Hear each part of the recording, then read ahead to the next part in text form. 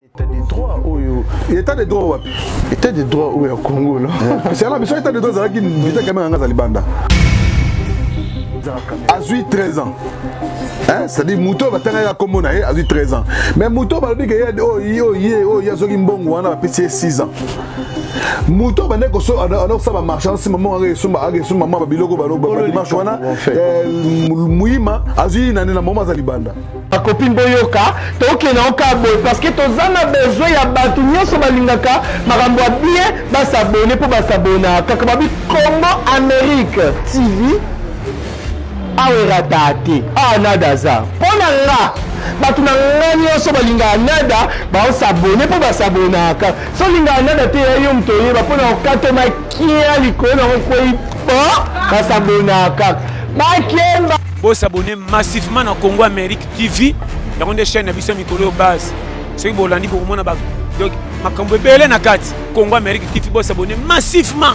De ceux qui sont là, pendant beaucoup d'informations correctes, ceux qui diffèrent, ça vient. Ma caméra fond mon avis pour l'actualité, mon ce temps là. Vraiment base, il y a tout la pété.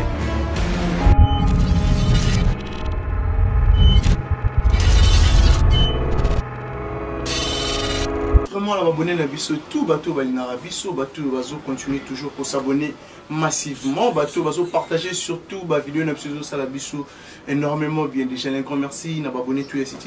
Si ma caméra sur le font la Bisso vraiment plateau, hein, tous va éviter la Bisso normalement. Gabana bassé les photos de la presse auto à nos sacs bino et les lots Rosala Bongo Naï. Bonjour Gabana bassé. Bonjour Kéré Chipi. Mon santé tellement bien et puis la piscine de la Banégoto, la gossip RDC News, les bongo chaîne, Bichon surtout à l'Est quand on est là. Et puis merci Pierre Papa Zahir pour notre ambition, mon ami Jazz Kavou, il est plutôt dans la Kin, c'est un Kermès. Et puis qu'est-ce qu'on faisait? Donc toi tu es toujours là. Donc plaisir les à trop. Il y a pour moi on a déjà chaîne de comprendre déjà que l'autre, comment comprendre que Gossip News 4, 3 caméras dans le plateau, donc c'est pour dire que fixation dans mon frère, dès lors je pense que tu n'étais pas parti pour uniquement manger des hamburgers là, et aussi voilà, je pense que ressemble ça voilà, Gabana Bassé, il a beaucoup plus de Simba où étaient les bons politiques, surtout bateau en termes de comprendre déjà, mon habillement là-haut, INC déjà. Il a parti à Vital Kamere, aux autorités morales. Déjà, on y va sans Vital Kamere. Moi, je vais Vital Kamere, avant que les autorités morales n'annoncent, un homme président national. Président national. Il y a INC, il y a président à vie. Les seuls patrons, les seuls fondateurs aussi collaborent. Il y a INC, Zara Yemoro, Yemoro à la partie, et puis, Bicho, tout au Yaboya, parce que moi, ça fait 5 ans dans l'INC. Mais je pense que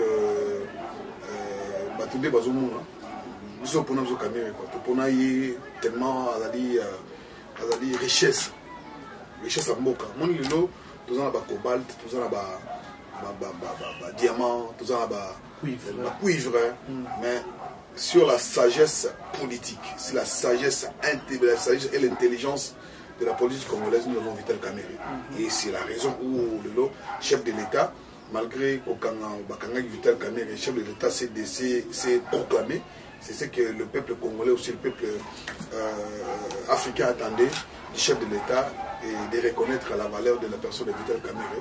Et en disant que Vital Kamere c'est un homme correct et sérieux, et je pense que la place d'un homme sérieux, ce n'est pas à la prison, c'est d'être libre aussi, travailler pour l'intérêt et l'intégrité de notre pays, la RDC, la République de Beauté du Congo. Voilà, mais je pense que suivi à Maramba, Vital Kamere, les autres qui est bien, normal. Les autres qui est bien, après c'est un mot de maître Joël MB, et aussi c'est un mot de maître les lions du barreau, maître Kabengela, donc aussi maître Aimé. Bangotou au bazar vous allez dans le collectif il y a avocat maître il y a honorable docteur Vital Kamere. Je pense que nous sommes les Canadiens. Voilà, Gabana Bassé, Lilo, là on a retourné pour moi là-haut tout le temps pour bonner la partie na bino, mais tandis que partie na bino besoin la chaîne na bino officielle où ils a Canal Futur était partout, surtout dans la province. Écoute, tu as dans la province, surtout dans la ville de Kinshasa. Mais comment on a eu de gauche à droite dans la chaîne, pourquoi pas pour ça la aussi la chaîne? Oui, c'est obligatoire pour que au servir Mboka. Il faut à la place où vous en avez ça fait pratiquement 5 ans, on va pas la même suspect. Mais quand même, tu défends ta famille. Alors, pour nous défendre parti, ils ont obligatoire pour nous dans la partie, pour nous dans la chaîne. Non. Moi, je pense pour défendre sa famille, défendre la famille Libanda, défendre la famille dans côté. Et puis, la question que tu venais de me poser, pourquoi nous avons la chaîne, moi je pense que déjà Canal Futur, ça l'a déjà belé. On a pour la présidente Vital Kamerhe aussi dans parti. Donc, dès que nous avons les bossos, nous avons combat sur les alliés sur l'innocence du président Vital Kamerhe. Déjà, même moi, on a des ans, les autres, Kamerhe dans la prison, il a abattu parce que on a dossier où à ça, et l'accident de côté de Vital Kamerhe. Je pense que déjà, on va vraiment comprendre à Bango. Et moi, je défends Vital Kamerhe, pas seulement parce qu'il est mon président du parti. C'est parce que c'est quelqu'un qui se bat d'ailleurs, qui se poumonne pour que Mboka Nabiso et la respecter ailleurs.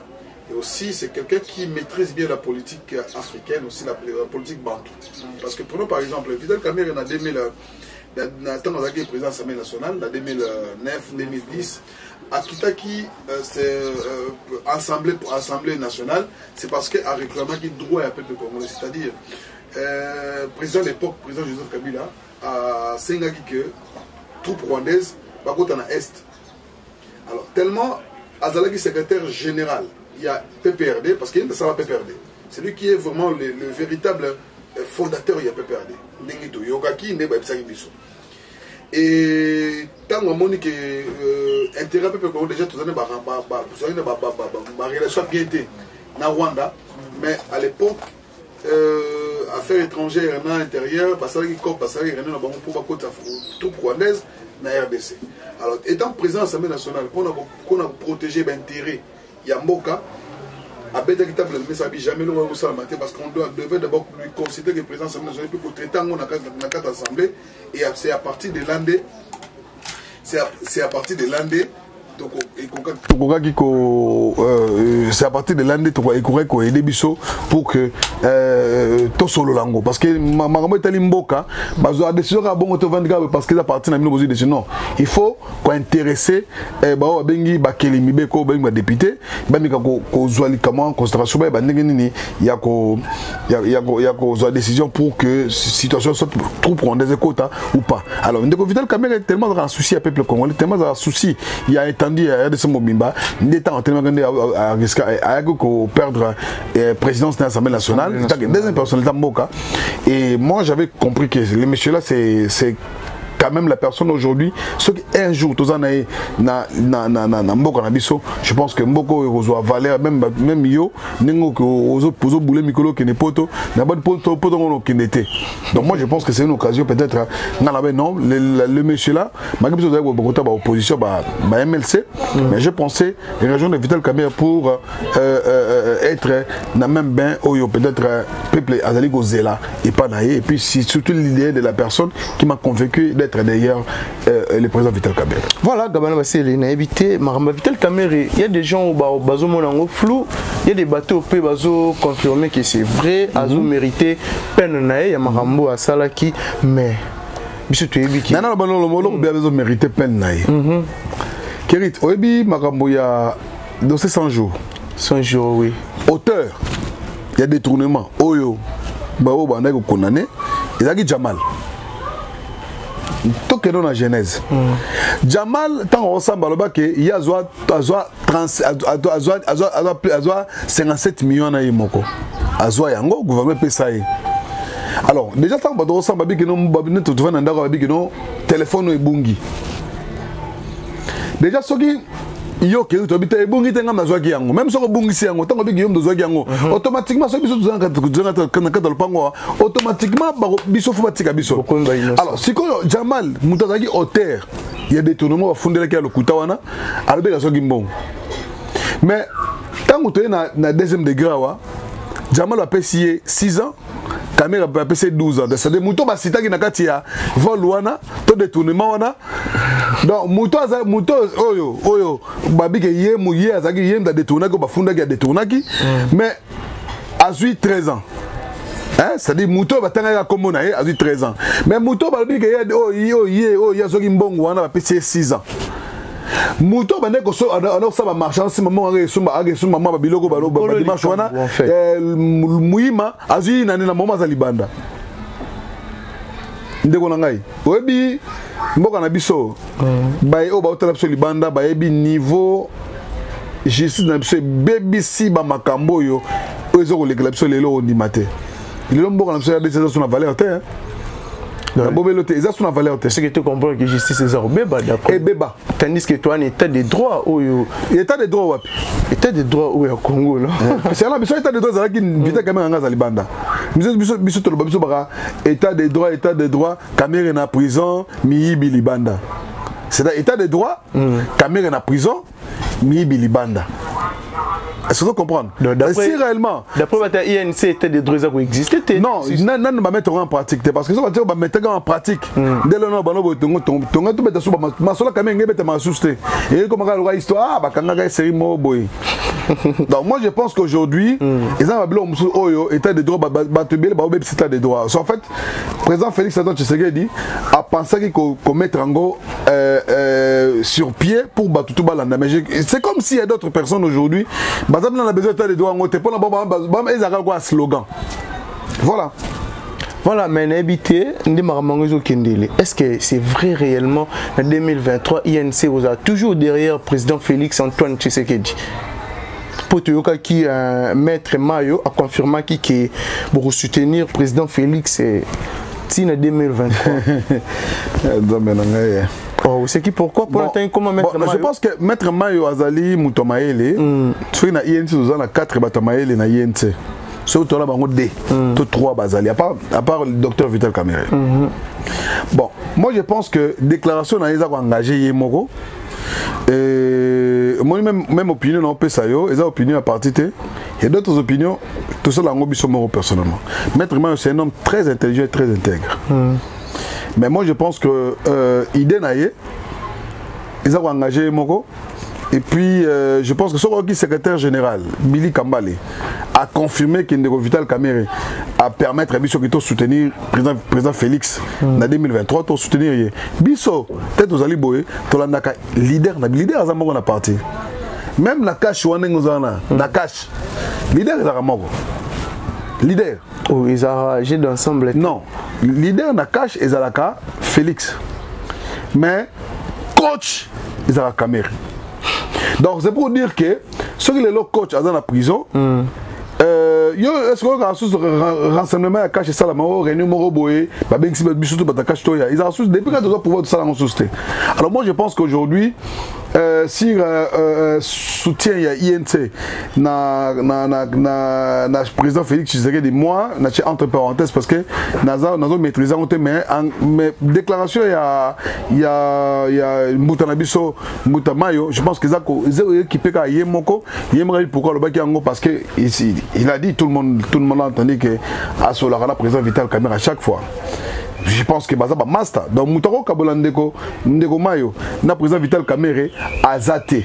Moi, je pense que dès que vous allez au Yébike, président Vital Kamerhe a président des escapassi, dans le moment où tous on a tenté à remettre des solos, que un tel à soutenir, nous, on n'est pas là.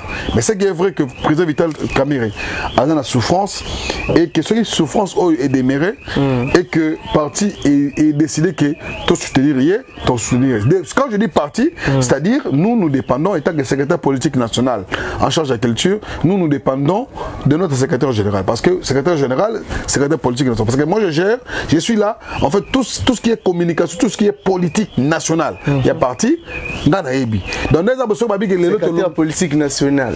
Oui. Kabala Bassé. Donc SPN, adjoint, adjoint. Donc c'est-à-dire, comme politique à parti, Naïbi en gros de A à Z. Malgré Naïbi parti, ça fait 5 ans, mais nous avons maîtrisé parti que quand même n'a pas tout sous. Oh. Oui. Mais dans la vie claire. Parce que moi on est la parti. Non.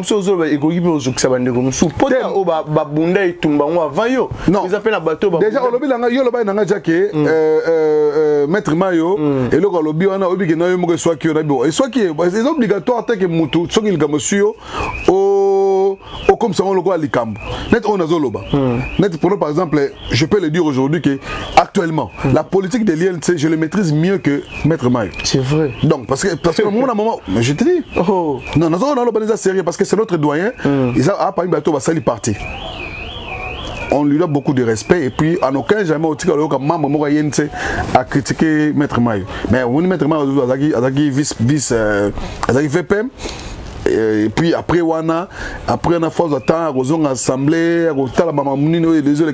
comme nous sommes en train de vivre le parti, c'est-à-dire depuis azaki puis VPN tilelo biso tuzaka na mbutoze baka parti ne zo évoluer biso na ba naro besoin de tout le monde qui sombe vous allez nani ma gloire landou bien mouyotou même mère amie d'après ils vivre parti donc ils sont vivre parti au quotidien. Donc s'il faut parler de Mahometali non président Félix il faut tout l'année biso. Alors de toute façon moi nous avons une opportunité au Loba. Moi je pense que le maître moi a une opportunité au Loba d'après secrétaire politique national. Non, il faut, parce que jusqu'à maintenant, à maîtriser ma mêlée à la partie. Donc, face à la restauration, il faut restaurer, à mettre à jour idéologie parti et je pense que et aux ala bien jusqu'à maintenant azara na mon PPK que mon terre comment occupé fonction minière nakati ya gouvernement et ne peut plus se mêler à mon métal parti. Alors moi je pense que les solo mettre il faut pas commettre parce que c'est une grande personnalité à parti trop bête ma solennité quand le yenge boité avant na mutoyo qui il a d'ailleurs confiance au président Vital la preuve année beaucoup de respect parce que même place batie wana comité consultatif. Consultatif, c'est-à-dire quand le président consulte, c'est-à-dire quand même le président mais là on a quand même tant secrétaire général, le président c'est pour dire qu'il était trop occupé et on peut-être m'en à partir de battre. Voilà, Gabana Basele n'a évité le Kambouya, il y a Congolité honorable Tingé Pouloulou et Ntiani. Noël Tiani, déposé. D'après eux, réaction de est-ce que c'est vraiment toi appliqué, mais là il y a Congolité toi appliqué vraiment il y a toi banana liboso omoni na 2000 tout le bagage Noël Tiani a postulé en 2018 premièrement azaki aux États-Unis.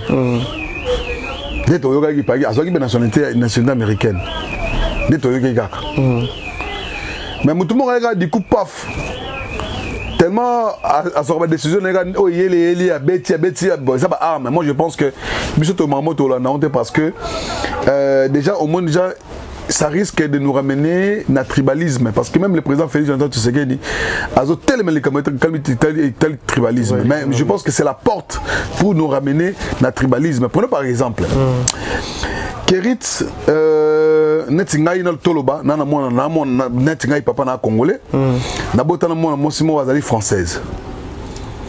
Alors moi nanga wana waza française ou moi nanga ya moi c'est française. Moi si na waza française. Moi nanga française na congolais. Parce que net moi nanga sikoyo à partir de tangi classe qu'on n'est pas mindele et puis a commis majeur mais nga pone na congolais.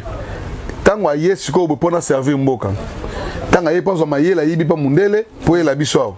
C'est-à-dire azana moyen à accéder na politique ya mboka te koasime bafonction minene parce que azali 50 papa nengai na congolais 50 maman azali française. Moi je pense que il a même sur le tribalisme. Tout le respect na biso oyo ba perception libanda te ba ko maintenir ango. Au moins même ambassadeur des États-Unis azo comme ya Nzuzi. Hein? Malgré azo ko sa ba congolais ba politicien congolais mais quand même azo comme Congo ya Nzuzi. Bozo pesa ko azo comme Nzuzi wana. Tobotele comme Nzuzi parce que aza de père et de mère congolais. Moi je pense que eza malgré azo les morts ba congolais quand on fait les ngwana mais au moins on sent déjà que ils ont même son angle moroboy, c'est-à-dire qu'on permettre l'ONA les que on irait qu'on ça Congo Sima et puis ils ont préparé que 2023 élections a été. C'est vrai ça. Oui, parce que même ça la confusion au moins les Kabila non je vais jouer hein. Kabila non je vais jouer. Élection fallait en 2016. Mais tu te comme on a 2019 c'était dur à Makambo. Ouais, bon sur le Cambo. Comme si pas Babel Tiba Mususu. T'as beau ça Makambo, t'as beau ça Bokena Mususu. Bokena ils ont pour Sabino, bon ça tape nerf pour s'organiser. Moment est senga qu'il faut enregistrement il y a ni pas ça enregistrement ba Congo ya tout ba enregistrer ba Congo nombre ba congolais te ba négo préparer l'élection 2023. Moi je pense que nous risquerons de tomber avec de cette même espèce wana que élections en 2023. Moi je le sens déjà. Ce donc continue ma congolité élections en 2023 et on madame en 2024. Yo c'est pas non jamais. Ah bon. Donc je vous dire que congolité on est au Canada même sur le tribalisme. Ah bon. Les autres ka biso même sur ba congolité pour la majorité à Batebele bazana double nationalité s'il faut deux à la claire. Mais là on a le bano boy. De comment lobby que oh FCA que moi moi gabana de boto physique Moïse Katumbi. Moïse Katumbi sokotali lelo par exemple politique oh tout bazana mboka lelo. Il y a un homme politique le plus fort Oyo a changé milliers d'années le rôle de Moïse Katumbi. Prenez par exemple Moïse Katumbi comme ça, Lubumbashi. Comment on revend surtout Lubumbashi comme roi capital. C'est que Lubumbashi et Kabwana n'a pas parti belé. C'est à cause de Moïse Katumbi parce qu'il a façonné cette ville, cette province. Moi je pense que les Congolais font la mise sur papa. Mon président Vital Kamerhe est condamné à l'oba en clair. Ko simba ye ezali ko simba personnel chef de l'état ba tout ba fongola mission na 5 pe na mana di kambo faut ba do fongola mission parce que et mabiso na retard moko impossible.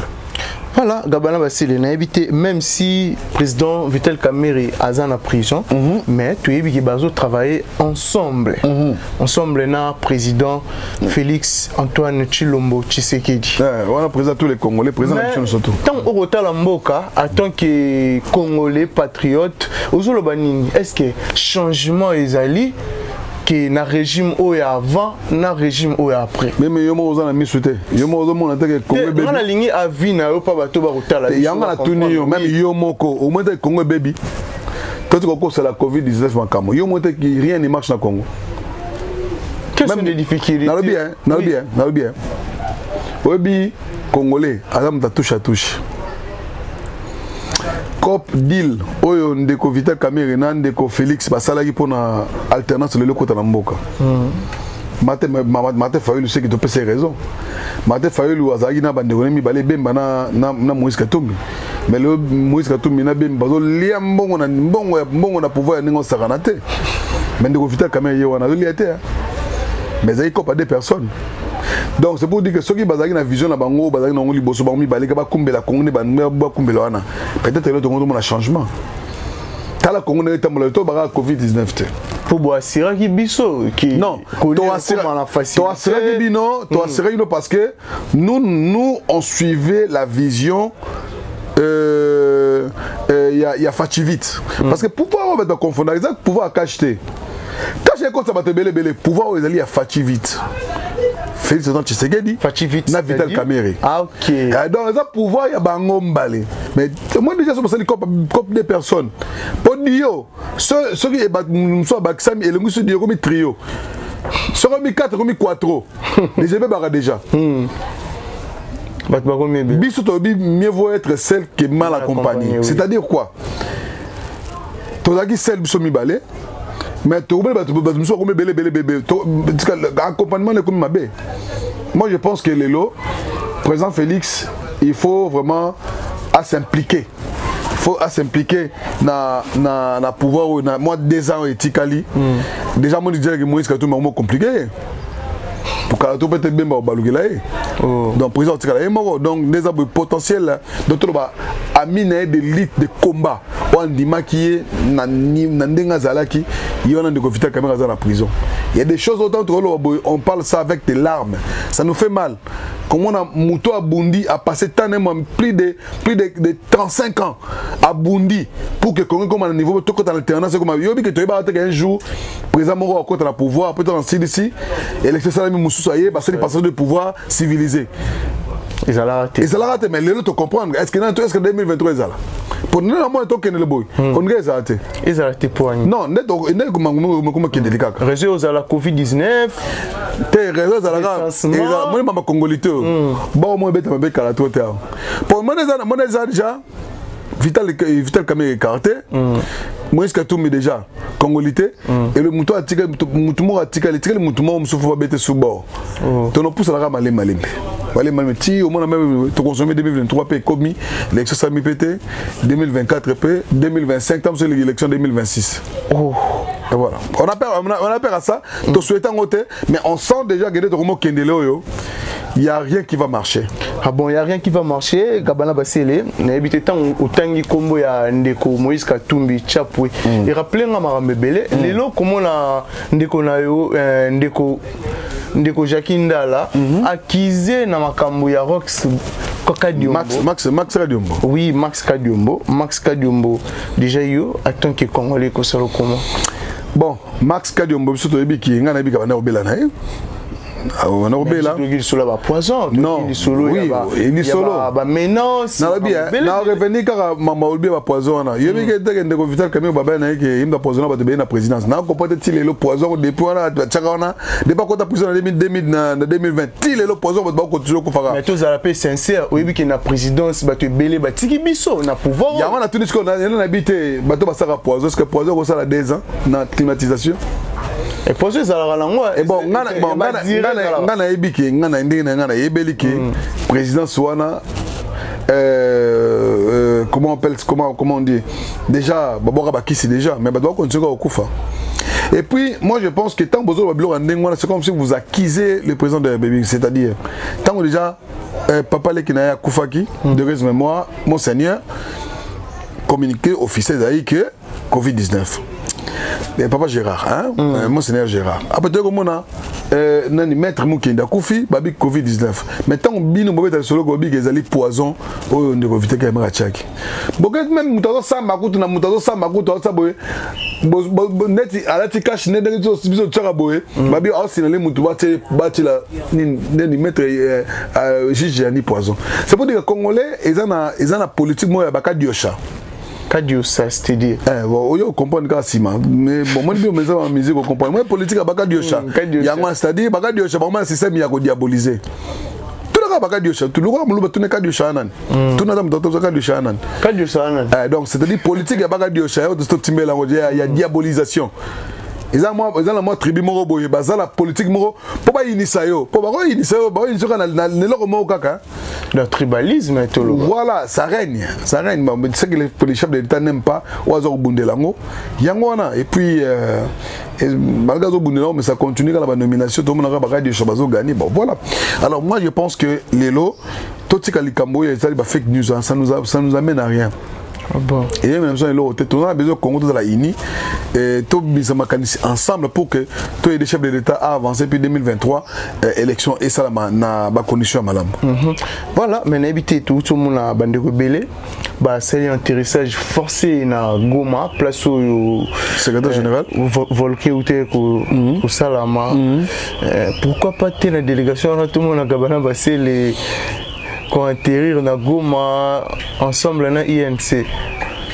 Non, moi je pense que Bisso déjà si bah on est de cœur avec vous de retour dans Nirago Ngokuna. Moi je pense que Naza fier. Il y a qu'on faire appartenir même parti politique. Na Oyo Azali Bongo le tout premier initiateur à travers ONG, ONG internationaux. Parce que Vital Caméra, vous avez une indemnité, il y a étant que directeur cabinet, Pesaki Yango. Bon, bon, il y a des Baksaki OEA Likolo, ou à Sagi Badon à travers Caritas, na Goma, na Bukavu, et puis na Eska Volcan, et Salamaki, donc na Est, même na Beni, même na Place Toyo, Bandego Sinistré Bazali. Donc, à ce moment, il y a fait des comptes finaux. À Tiangon, pour Bandeko souffrir au niveau Est. Et là, président Vital Caméra. Après, les restes, tout le monde c'est pour dire que c'est quelqu'un qui connaît, qui maîtrise la politique bantou, la politique congolaise. Moi, je pense que Kokende Goma, ils ont la gravité. Mais ceux qui n'ont aucun compte, il y a parti. Je pense qu'il faut que ça après. Ça apporte quoi? Mais au moins, nous dépendons de l'idéologie de notre président national qui est Vital Caméra. Biso, mais acte n'est louable. Il y a un monde qui est Vital Caméra. Même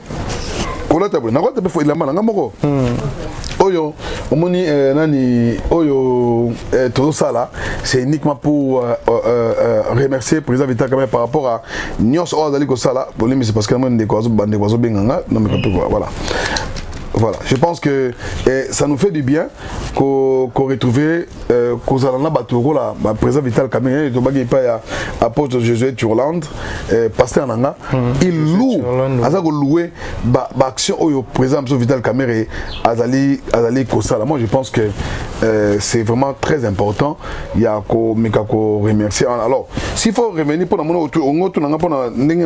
Vital Caméra, prenons par exemple même on a la Théolelo. Ils ont un vie à Bissomoro, ils ont un niveau à Londres, un niveau à Londres, on a pensé qui. C'est parce que on a sur l'émission, elle est en direct. Donc, ils ont fait un mogo à Kipoyi de London pour y aller à la forme. Il y a Dolce Gabbana. Il y a Dolce Gabbana. On même une griffe. Dolce Gabbana. Donc, on comprend que déjà, à qui ça les langues viennent à Kipoyi de London, ils ont la forme grave. Donc, à Tongue, Keneva Selango na Dolce Gabbana. Donc, c'est pour dire que Vital Caméra na Makila, na Poso, et puis na Makanisi. Voilà, Ndeko Gabbana, c'est les tokomi déjà, on a fait une émission à Bissau, on a invité Congolais tout, partout dans le monde, qui peut-être qu'il y a Rolanda. Message maroc clé, puis mot de la fin, nos salutations aussi, na bateau, union sur la disposition qui surtout temps pour la Rolanda. Bon, d'abord, merci à Sernangaï, Irène Yimbi, la Canadienne, on a serré à Serna Bissau, Mireille Mbaki. Moi, je pense que les gens à bateau Balanda Bissau, à travers les réseaux sociaux, à travers vraiment moi je pense que Congolais tous à la Ini, tous sangana parce qu'il y a ça la force parce que si le monde lelo toujours sangana te Congo va avancer.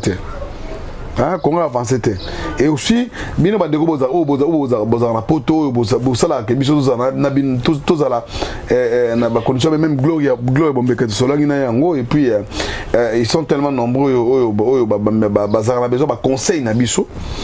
Moi je pense que ngai na aussi na ba congolais au bino boza les bana bozo maïle pas mindele boluka bo boy d'Arabie na ba conseil parce que ça va nous aider il y a boluka kozo maïle au bino boza na okuna ko mettre en place pour que te faire avancer mboke ke liboso. Alors moi c'est peut-être et là on a na ko koloba pour na émission na lelo et puis na cinq merci une équipe technique oyo il y a Badel et Slem, voilà Badel et Slem, donc trois caméras na malamo on salamate merci félicitations à Massa Nangai et aussi na Alain Choqué Chouchoura et na aussi Mbote na docteur Bob Lobaki merci na Didier Lacoste Maïfoud et puis merci pour la présence Robert Kanza, David Ditout na Lubumbashi, merci nayo.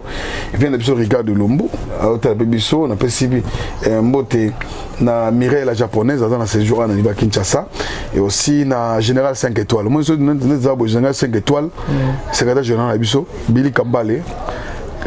Donc l'élève du maître bon à Lubumbashi, interpréter, je pense que pour comprendre que ça est descente non,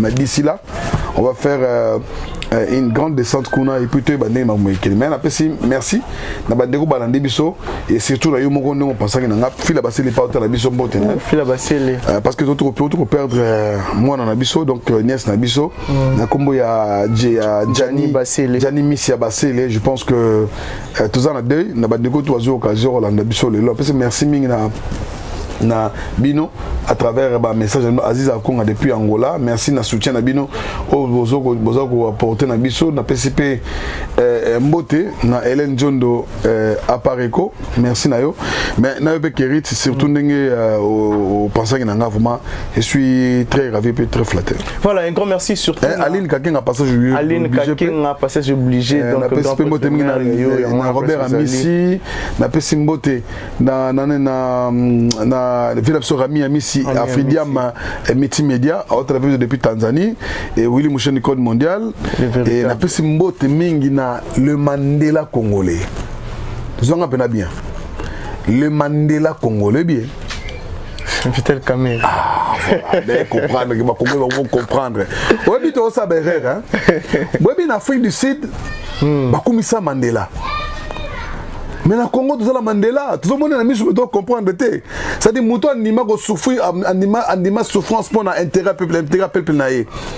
Président Vital Kamel. Si Vital Kamel est dans la prison, c'est parce que pour l'intérêt peuple congolais. Si le chef de l'État c'est un homme correct et honnête, sérieux, c'est pour dire que c'est un Mandela congolais.